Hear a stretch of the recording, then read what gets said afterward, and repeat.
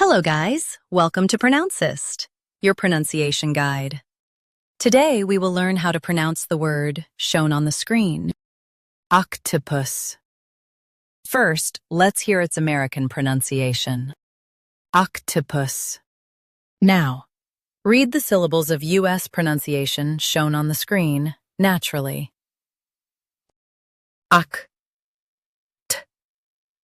Puss, octopus. Puss, octopus. Now, let's focus on British pronunciation of this word, octopus. Now, read the syllables of British pronunciation shown on the screen naturally.